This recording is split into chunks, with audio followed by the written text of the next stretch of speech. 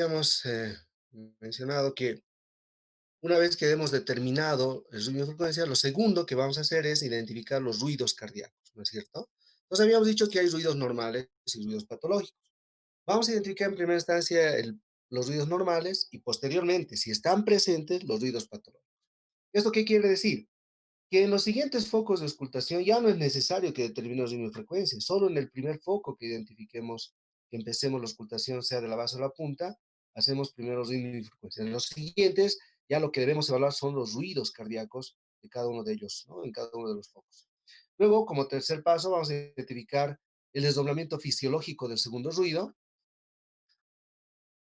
Vamos a identificar la presencia de ruidos patológicos, como el tercer, cuarto ruido, o el desdoblamiento patológico del segundo ruido si está presente. Y finalmente, la presencia de soplos y caracterizar estos soplos, y además la presencia de clics o chasquidos que podrían estar presentes. Entonces, para seguir esta secuencia, pues tenemos que saber qué es el primer ruido, ¿no es cierto? Entonces vamos a recordar un poquito qué es el primer ruido. El primer ruido es ese ruido fisiológico que se genera básicamente por el cierre simultáneo de las válvulas auriculoventriculares. O sea, hay una válvula tricuspidia y hay otra válvula mitral, ¿no es cierto? Que son las válvulas auriculoventriculares. Por lo tanto, el cierre simultáneo de estas válvulas generan el primer ruido. Hay otros factores más, como por ejemplo el factor muscular o la contracción del ventrículo, el factor arterial, o sea, se refiere a la movilización de sangre y la vibración que ésta produce, la distensión sistólica de la aorta, el factor auricular, etcétera. Son factores que influyen en la producción del primer ruido, pero el elemento más importante y fundamental es el cierre simultáneo de las válvulas auriculoventriculares. Por lo tanto, podemos ver claramente que el primer ruido tiene dos componentes. Un componente que corresponde a la válvula tricuspidia y el otro componente que corresponde a la válvula mitral. Por lo tanto, son las válvulas auriculoventriculares y el cierre de ambas de forma simultánea durante la sístole ventricular, pues genera el primer ruido. No, no nos olvidemos. Esa es la causa y el origen del primer ruido cardíaco. Tómalo muy en cuenta, el primer ruido. El segundo ruido también tiene varios factores, pero el factor más importante que genera la producción de este segundo ruido es el cierre simultáneo de las válvulas sigmoideas, o sea, la válvula aórtica y la válvula pulmonar. Por lo tanto, este segundo ruido también tiene dos componentes, un componente aórtico y un componente pulmonar. Tómenlo en cuenta. O sea, para que se generen estos ruidos hay dos factores que intervienen. En el primero, el componente tricuspidio mitral, y en el segundo ruido, el componente aórtico y pulmonar. Pero ¿qué pasa? Que cuando estas válvulas se cierran, se cierran simultáneamente, pero no es exactamente al mismo tiempo. Siempre hay un retraso de uno en relación al otro. Pero nuestro oído humano es incapaz de poder discriminar aquel retraso. Por lo tanto, lo ocultamos como uno solo, ¿no es cierto? Para fines didácticos, y escuchen bien esto que les digo, para fines didácticos, vamos a llamar, nos vamos a referir al primer ruido como el loop y al segundo ruido como el dup, ¿no? Es una onomatopeya que nos sirve para más o menos orientarnos en lo que es el ruido cardíaco y la auscultación, ¿no? La actividad cardíaca. Entonces, ¿cómo sería? Loop, dup, loop, dup, loop, dup, loop, dup. El loop es el primer ruido y el dup es el segundo ruido. Pero eso es para fines prácticos, jóvenes. Cuidado que en su examen me estén diciendo loop, dup. No, ahí me tienen que decir primer, segundo ruido, ¿no? Entonces ya sabemos a qué se debe el primer ruido y a qué se debe el segundo ruido. Ahora vamos con el tercer ruido. Bueno, es un poquito más complejo, ¿no? El tercer ruido, dice, se produce poco después del segundo ruido. Miren, 0,3 a 0,18 segundos. Pues que nuestro oído a veces no es capaz de discriminar aquí, ¿no? Pero el tercer ruido, en resumen, porque aquí hay muchas cosas que mencionan, ¿no? Pero en resumen, el tercer ruido se debe básicamente al llenado diastólico del ventrículo. O sea, durante el ciclo cardíaco, jóvenes, durante el ciclo cardíaco hay un periodo sistólico, que es cuando el ventrículo se contrae y vacía su contenido hacia la circulación sistémica, y hay un periodo diastólico, cuando el ventrículo se relaja, ¿no es cierto? Y cuando está relajado, pues empieza a llenar nuevamente. Entonces, este periodo diastólico de llenado ventricular tiene dos fases, dos etapas. Una primera parte, una primera fase que es de llenado pasivo. ¿Qué quiere decir? Que cuando se abren las válvulas auriculoventriculares, el ventrículo está relajado, ¿no es cierto? Empieza a llenarse de sangre que baja desde las aurículas, tanto del lado derecho como del lado izquierdo. Y entonces el llenado de estos ventrículos por diferencia de presiones es la primera parte de la diástole y se llama el llenado diastólico pasivo. Porque una vez que se llenan los ventrículos, el remanente de sangre que queda en las aurículas, pues termina de llenarse por una contracción auricular. Y ese es el periodo de llenado activo ventricular durante la diástole. O sea, está claro, ¿no es cierto? Durante la diástole hay dos periodos de llenado, un pasivo por diferencia de presiones y un activo cuando la aurícula se contrae. Termina de llenar el ventrículo, pum, se cierra porque ya se empieza a contraer el ventrículo, ¿no es cierto? Entonces el periodo diastólico tiene dos etapas, un periodo diastólico de llenado pasivo y un periodo diastólico de llenado activo. El periodo de llenado diastólico pasivo es el que genera el tercer ruido, básicamente. Eso es lo que dice todo esto. El periodo de llenado ventricular pasivo diastólico es el que va a generar el tercer ruido cardíaco. ¿Y por qué genera el llenado? Hay varios factores que determinan, ¿no? Uno de ellos es, digamos, el movimiento de esa columna de sangre desde las aurículas a los ventrículos. Todo ese movimiento, ese desplazamiento de sangre genera ruido. Pero el elemento más importante que genera el tercer ruido es la vibración de la pared ventricular. Aquí está, y eso lo vamos a rescatar de esta diapositiva. No, o sea, sí se cree, sino que sí tiene origen en la vibración de la pared ventricular por el movimiento de columna de sangre debido al llenado pasivo. O sea, el hecho de que baje esa cantidad de sangre de la aurícula al ventrículo por diferencia de presiones hace que la pared ventricular vibre, que haga una vibración. Y esa vibración es la que genera el tercer ruido cardíaco durante el periodo de llenado ventricular pasivo, ¿no? Ese es el origen del tercer ruido cardíaco. Y por eso, fíjense, y les dije a un principio, ¿no? Este ruido lo consideramos como normal cuando está presente antes de los 25 años. Aquí está. Pero cuando se presenta después de los 25 años ya es patológico, ya no es normal, porque aquí dice, suele desaparecer después de los 25 años. Y ahora les voy a explicar por qué. En un paciente joven, niño, joven, adolescente y joven hasta los 25 años, pues todo es elástico, ¿no? Si ustedes se dan cuenta, los chiquitos se caen, rebotan, no se hace nada, no se fracturan, ¿no? Aunque algunos sí. Pero bueno, en general no, pero a ver, que se caiga un viejito de 70 años, fija, es fractura de cadera o TEC. Por lo tanto, en los niños jóvenes, adolescentes, adultos jóvenes, todo es elástico. Y eso también incluye a lo que es la pared ventricular. La pared ventricular del paciente joven es una pared pues bastante elástica, ¿no es cierto? Que ante cualquier movimiento vibra. ¿Eso por qué? Porque pues está con buen funcionamiento, ¿no? Es joven. Pero ¿qué pasa cuando los años van aumentando? La pared ventricular tiende a hacerse más rígida, se hace más dura, ¿no? Porque hay mayor fibrosis y demás, tiende a hacerse más rígida la pared ventricular. Por lo tanto, si el movimiento de columna de sangre del periodo diastólico hace vibrar esa pared ventricular, significa que esa pared está flácida.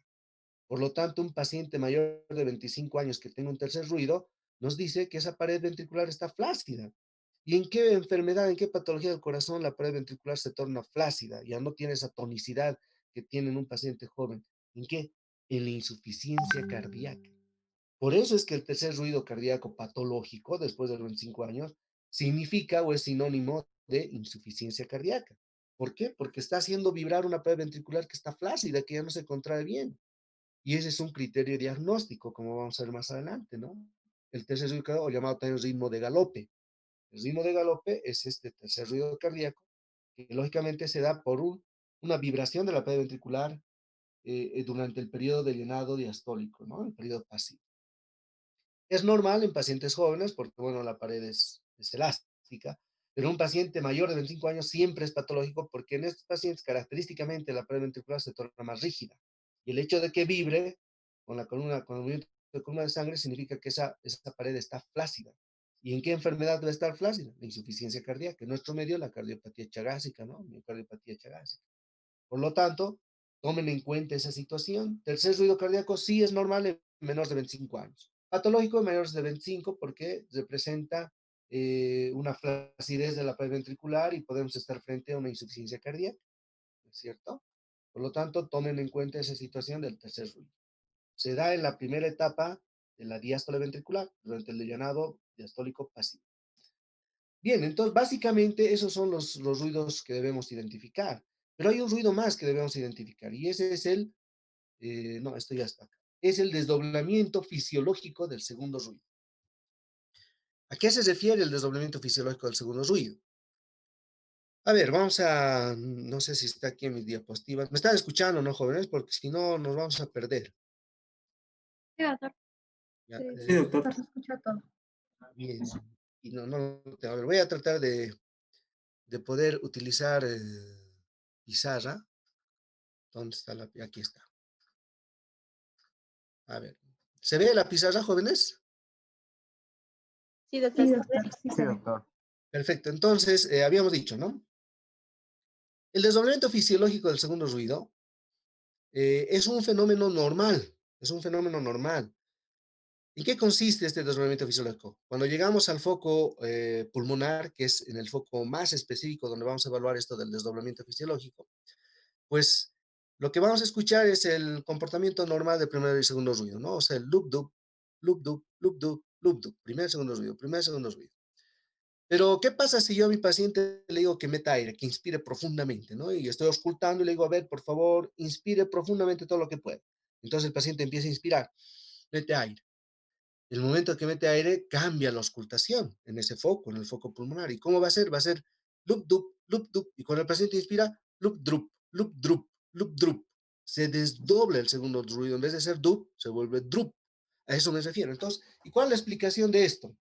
No sé si notan. A ver, ahí está, ¿no es cierto? Pucha, mi pulso está mal. Todo ya está mal. Bien, entonces aquí está. Vamos a hacer aquí. Este es el primer ruido y este es el segundo ruido.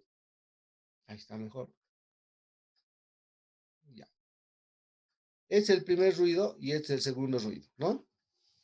Entonces, los dos, tanto primer como primer segundo ruido, los ocultamos como uno solo, porque nuestro oído no es capaz de, digamos, discernir que tiene dos componentes, ¿no? Porque no se cierran al mismo tiempo. Es 0,0,5 de milisegundos de diferencia. Pero nuestro oído lo oye como uno solo. Entonces, aquí está el loop y aquí está el dup. Después del primer ruido, este tiene un componente, habíamos dicho, tricuspidio y mitral, ¿no? Tricuspidio y mitral. En cambio, el segundo ruido tiene un componente aórtico y pulmonar. Pulmonar, bien. Entonces, cuando viene el loop dup, después del primer ruido va a haber un silencio de auscultación. Ese silencio corresponde al periodo sistólico. Loop, sistólico, dup, diastólico. Aquí viene la diástole y aquí viene la sístole.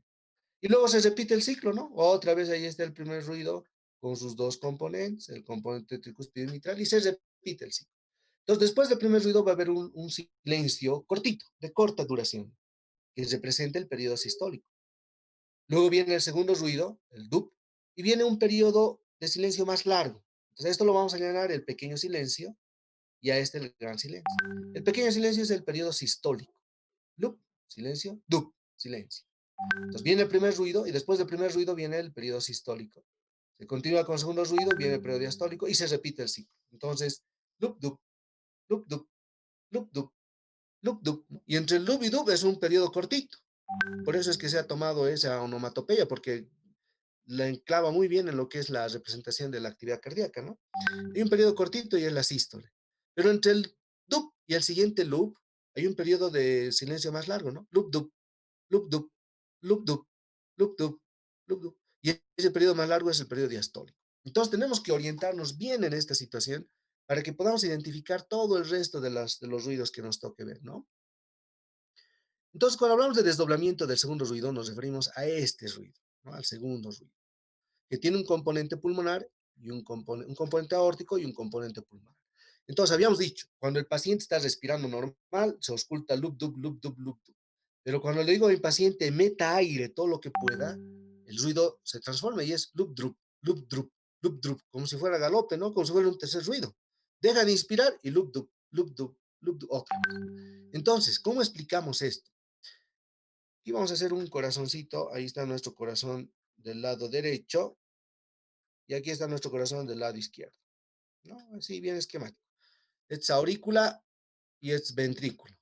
Entonces, a la aurícula derecha, este es el lado derecho y este es el lado izquierdo. A la aurícula derecha llega la vena cava superior y la vena cava inferior y sale la arteria pulmonar, ¿no?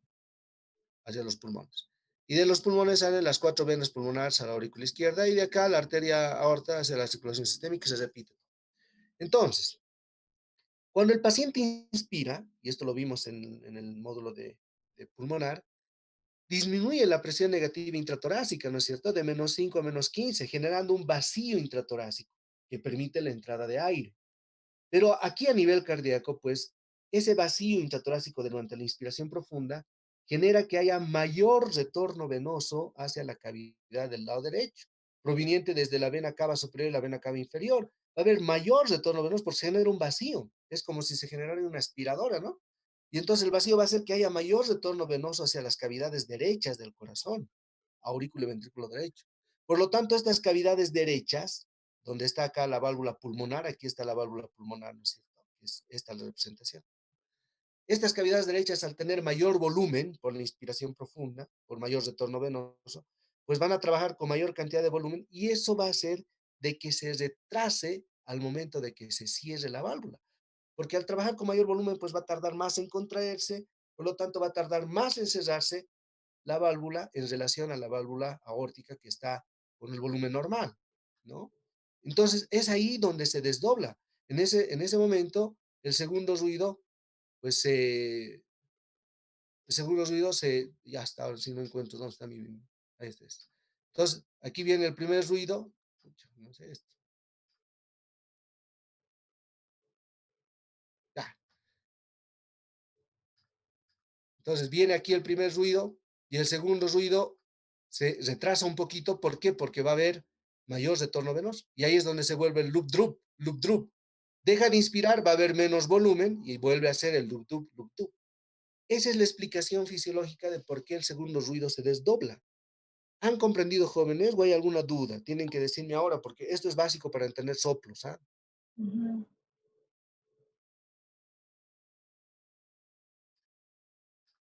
¿Está claro?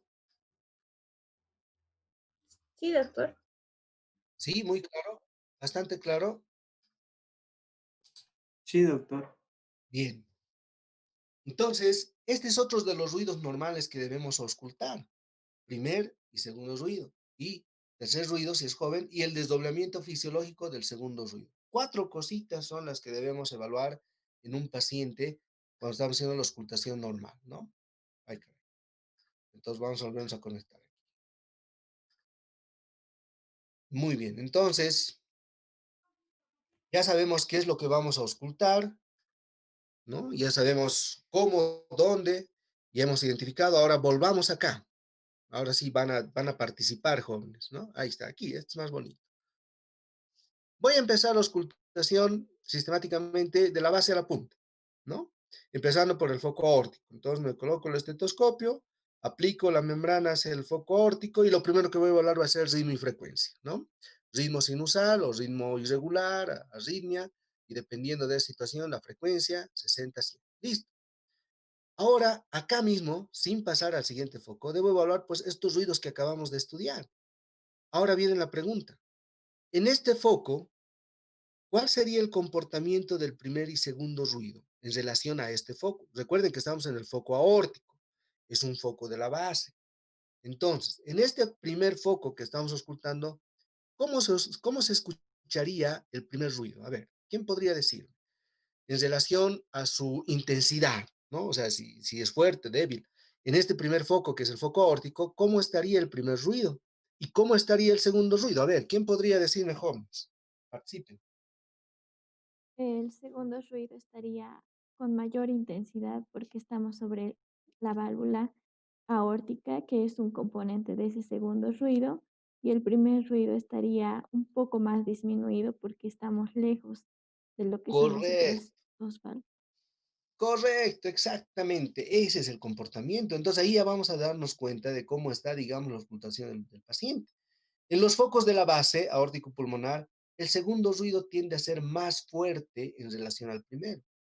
¿Por qué? Porque estamos sobre estas válvulas, ¿no es cierto? Cosa contraria ocurre cuando bajamos a los focos de la punta. En los focos de la punta, el primer ruido es más fuerte en relación al segundo, porque estamos sobre las válvulas mitral y tricuspidia y estamos más alejadas de la aórtica y pulmonar. Y sabemos que el primer ruido se genera por el cierre de la mitral y tricuspidia.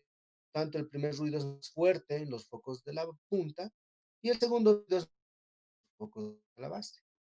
primera forma de identificar primer y segundo ruido. Y esto, tómalo en cuenta porque es pregunta de examen, ¿no? La pregunta sería, ¿cómo usted sabe que lo que está ocultando es primer o segundo ruido? Tres formas hay para eso. La primera es por la intensidad del sonido, del ruido. El primer ruido es más fuerte en los focos de la punta y el segundo ruido es más fuerte en los focos de la base, ¿no? Esa es primera. ¿Cuál sería la segunda forma? La segunda forma es identificando los periodos de silencio que les había comentado. Lup, dup, lup, dup. El primer silencio es el periodo sistólico y el segundo silencio es el periodo diastólico, el más largo. Entonces, todo ruido que esté antes del pequeño silencio o periodo diastólico es el primer ruido. Y todo ruido que esté antes del gran silencio o periodo diastólico es el segundo ruido. Segunda forma de identificar primer y segundo ruido. ¿Y cuál será la tercera? La más fácil y la que con seguridad nos va a decir cuál es primero y segundo. Es que al mismo tiempo que auscultamos, vamos a palpar una arteria periférica. ¿No? Puede ser la radial, cualquiera. Y entonces, el primer ruido siempre va a coincidir con el pulso arterial periférico, porque está precedido de la sístole, ¿no es cierto?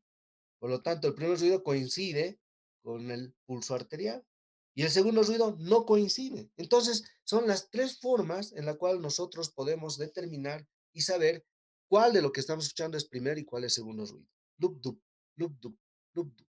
Ahora, a ver, si es en un poquito, de eso se trataba, pues le dije a Marianne, ¿no? Que hoy día todos entren con audífonos, pero les comento que mi software, no sé qué ha pasado, no lo instala aquí a mi computadora, debe ser porque es otro Windows, no sé.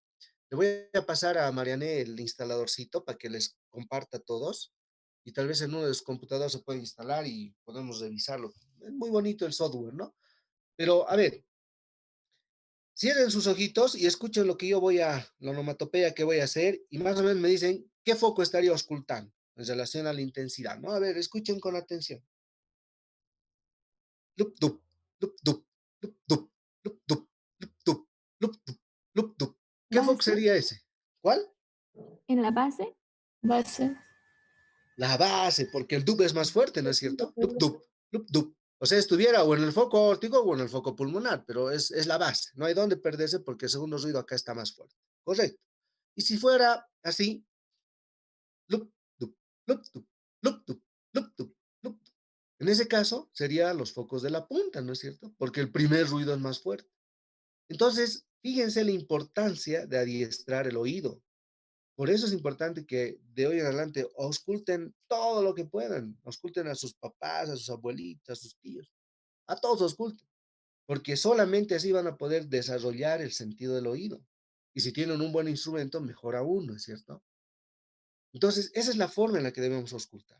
Primero, evaluamos la intensidad del ruido. El ruido es siempre más fuerte en los focos de la punta. Y segundo ruido es siempre más fuerte en los focos de la base. Ya sabemos por qué, porque estamos sobre las válvulas que generan ese ruido, ¿no es cierto? Segunda, identificar el pequeño silencio o sistólico y el silencio. Y la tercera, la más, digamos, exacta, podríamos decir, es que el primer ruido siempre va a coincidir con el pulso arterial periférico. Por lo tanto, cuando auscultamos, siempre debemos palpar una arteria periférica, puede ser la arterial, ellos, ¿no? El primer ruido coincidirá con lo que es el pulso arterial periférico. Y listo, ya no hay dónde perderse, ¿no es cierto? Es la forma en la que va. Y eso es lo que debemos practicar en cada uno de estos focos. Si estamos acá, vamos a tener la frecuencia y luego ocultaremos el comportamiento de primer y segundo ruido.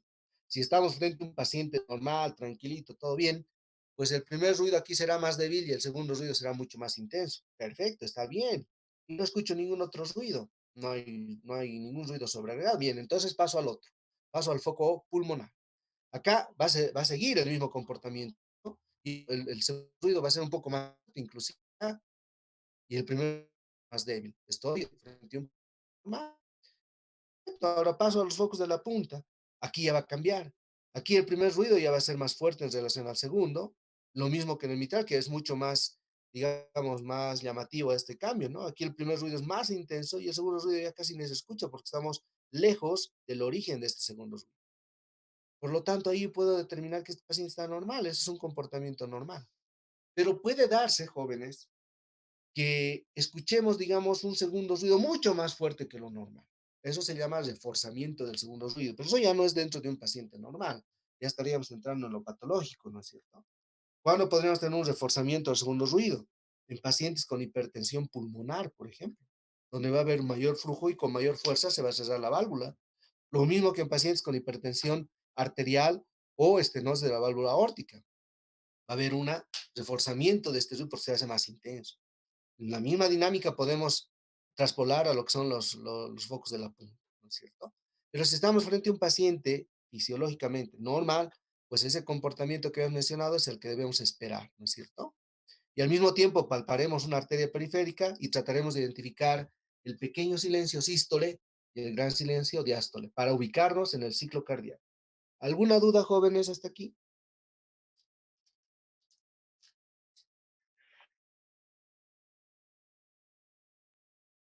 ¿No hay ninguna? Doctor, yo tengo una duda sobre el foco accesorio que mencionó. Correcto. ¿Ese no lo utilizamos? No, también lo utilizamos, ¿no? También lo utilizamos. El comportamiento del foco aórtico o accesorio, más que todo, nos sirve para identificar patología valvular aórtica, ¿no? Si digamos aquí encontramos un reforzamiento, vamos a corroborar esto en el foco aórtico accesorio, ¿no? O algún soplo, etcétera. Entonces, es más que todo, como dice su nombre, es accesorio aórtico. ¿Por qué? Porque nos va a corroborar, nos va a reforzar, digamos, los hallazgos patológicos de este foco a nivel aórtico. Pero en términos generales, el comportamiento tendría que ser intermedio acá, ¿no es cierto? O sea, aquí en el foco accesorio, el loop dub tendría que ser, digamos, la misma tonalidad, de la misma intensidad, porque estamos a una distancia equidistante, a un punto equidistante de ambos, ¿no? Tanto de la base como de la punta. Entonces, el comportamiento del aórtico accesorio y los focos posteriores, sobre todo cuando tenemos aneurismas o demás, lo vamos a identificar, pero en una auscultación básica es esto lo que debemos tomar en cuenta. Bien, entonces, ¿cómo identificamos primer y segundo ruido? Ya está, ¿no es cierto? Una vez que hemos hecho esa dinámica, pues vamos a volver a este foco. Porque puede ser que aquí ya escuchemos loop, drup, pasamos aquí loop, drup, vamos aquí loop, drup, loop. ¿Y qué pasa? Ah, ese es el tercer ruido cardíaco. ¿Cuántos años tiene el señor? 15. Ah, pues ahí está explicado, ¿no es cierto? Tiene 15 años y tiene su tercer ruido normal. Perfecto. Pero paciente, digamos, normal, joven, adulto, y es loop, dub, pasamos al segundo ruido, y acá lo que va al foco pulmonar, perdón, y acá lo que vamos ahora a identificar es el desdoblamiento fisiológico de este segundo ruido, lo que les acabo de explicar. Entonces, manteniendo el estetoscopio, la membrana, sobre lo que es el foco pulmonar, voy a auscultar unos 3 o 4 ciclos cardíacos ahí normales, ¿no? Loop dub, loop dub, para que me familiarice. Una vez que he hecho la auscultación de esos 4 ciclos cardíacos, le voy a pedir al paciente que inspire, que meta aire todo lo que pueda, lo más profundo posible. Entonces, el paciente va a inspirar, mete aire, ¿no es cierto? Y al inspirar, ¿qué voy a determinar? Que va a haber un desdoblamiento. Lo que era loop dub se va a hacer loop drup, loop drup, loop drup, loop drup. Deja de inspirar el paciente y otra vez vuelvo al loop dub, loop dub, loop dub. Meta aire otra vez, meta aire y loop drup, loop drup, loop drup. Deja de inspirar, loop dub, loop dub. ¿No es cierto?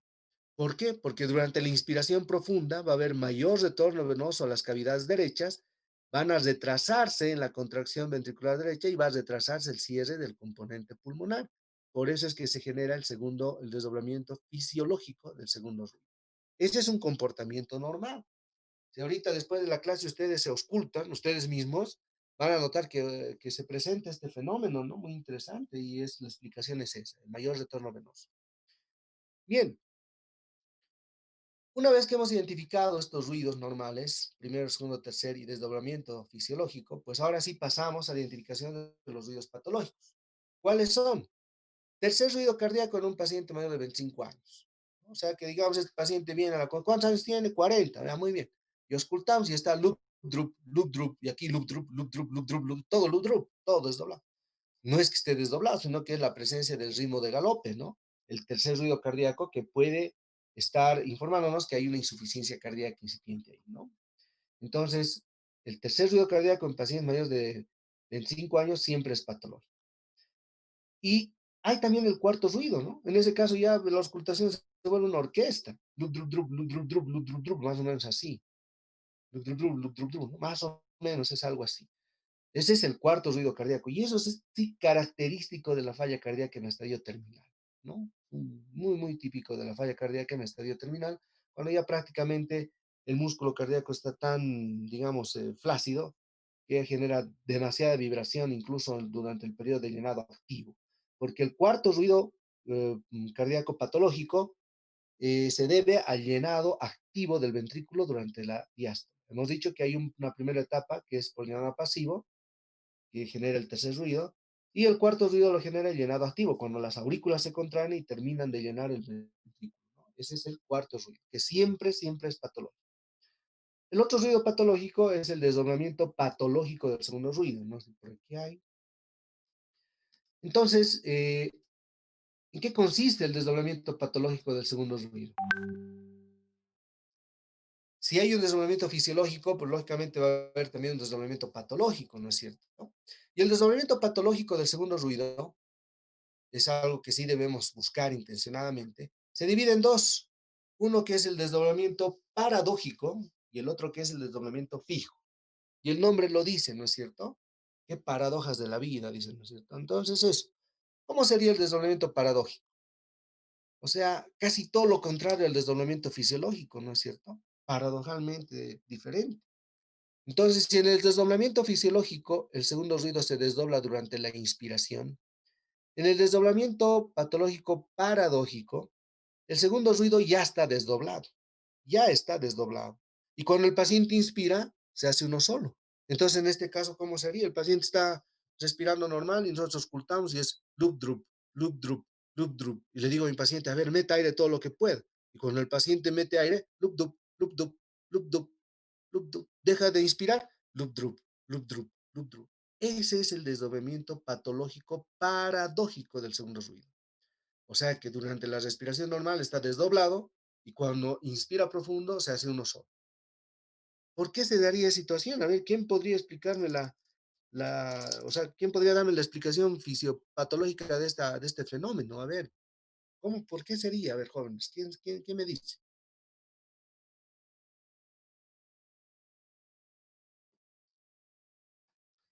A ver, vamos a nuevamente compartir una ventanita. Esto.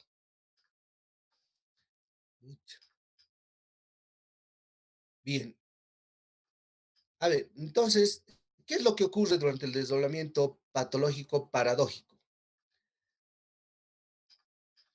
Resulta que habíamos dicho que tanto el primer como segundo ruido, aquí está, ay, perdón, se me fue la mano.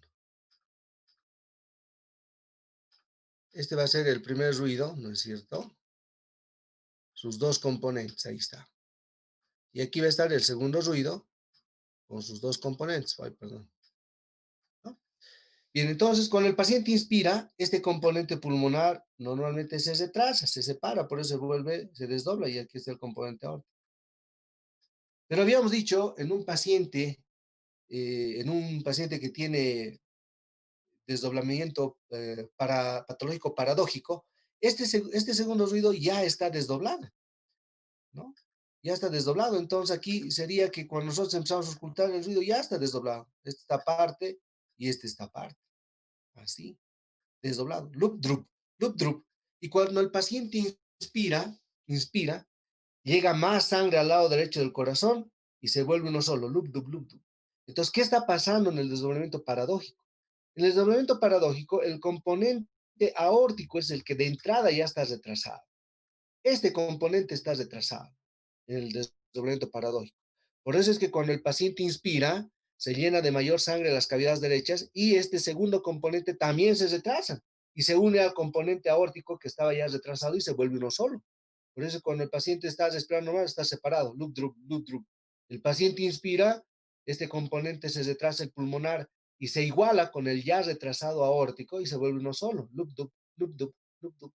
Deja de inspirar y otra vez se retrasa el componente aórtico y estamos con el loop, drup, loop, drup. ¿Está claro, jóvenes? ¿Han podido comprender? Y la pregunta sería aquí, ¿qué patologías generan este fenómeno? Ahora sí, analicemos, ¿no?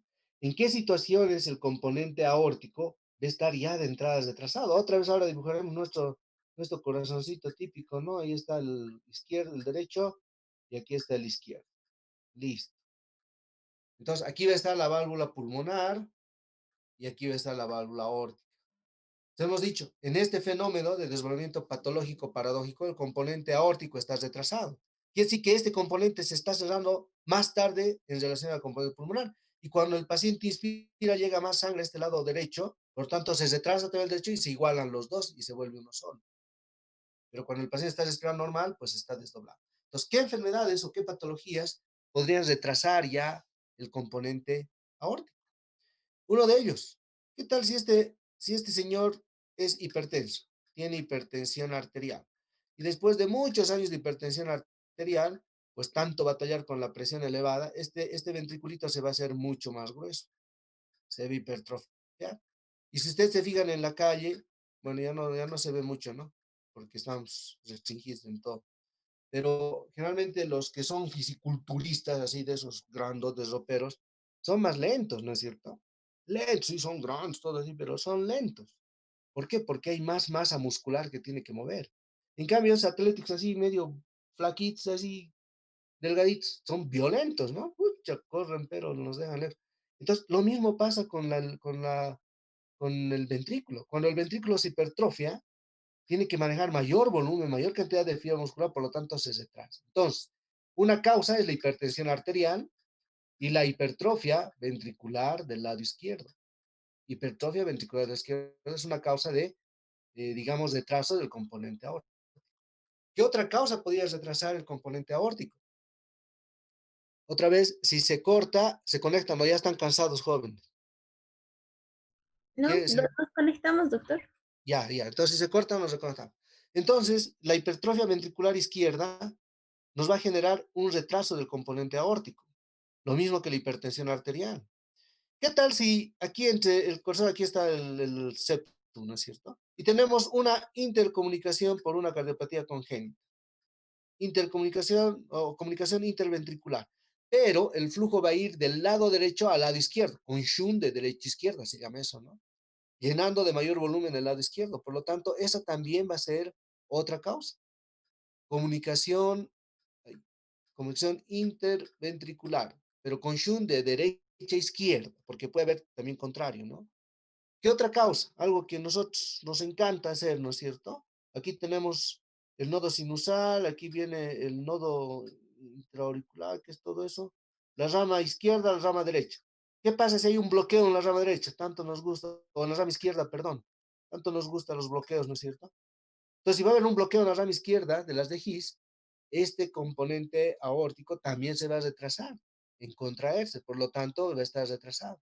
Entonces, son las causas, digamos, de un desdoblamiento paradójico, patológico paradójico del segundo ruido.